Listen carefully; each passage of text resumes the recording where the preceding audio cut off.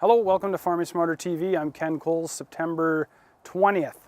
Now, it's been a while since we've spoke with you last, but just as all the farmers, we put our nose to the grindstone and have been busy harvesting all of the crops that we showed off to you this summer through all of our multiple tours. We had a wonderful extension season, and now we're looking forward to gathering all of the information and all of the trials that we've been working on so that we'll have some more good information to present to you at our events coming up. In particular, our conference is booked in Lethbridge, the Farming Smarter Conference for December 3rd and 4th at the Lethbridge Lodge.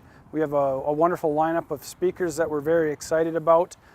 Some of our keynotes and highlights are Dr. Martin Perry, who's leading up a very intensive wheat project out of Rothamsted Research Centre in England. This is one of the most long-standing research centres in the world, and very excited to hear from him.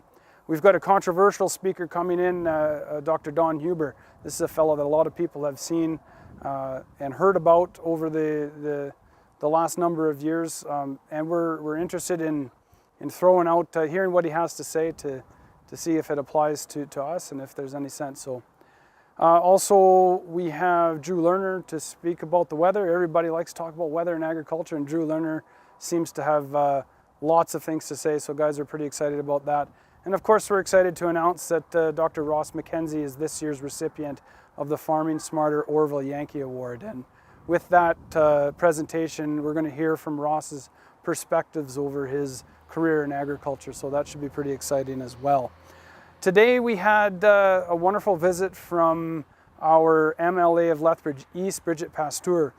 She was here to present a grant that was awarded to us to purchase some equipment that will help us in our variable rate research projects. We're going to be purchasing a Veris machine as well as an EM38 and trying to sort of dig through the opportunities associated with that type of sensor work, as well as the overall picture in variable rate precision agriculture. So we've got a really good project on the go with that, and had a wonderful last hour with Bridget here. We had her in the truck, showed her our combine and our seeder, and we even did some soil sampling with her. So I can say that she's very excited about agriculture and youth in particular involved in agriculture. So looking forward to continue to support, and would like to thank Bridget as well as the support from the Alberta government in our efforts.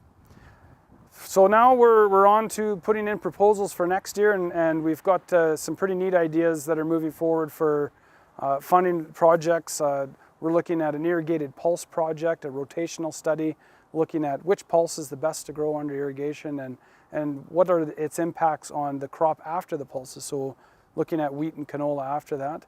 We've got a project looking at grazing winter cereals out in the Medicine Hat area, so winter wheat, fall rye, winter triticale, options for early planted crops that we'll graze in this fall and then harvest as a crop next year. So that's kind of a neat opportunity for the winter cereals.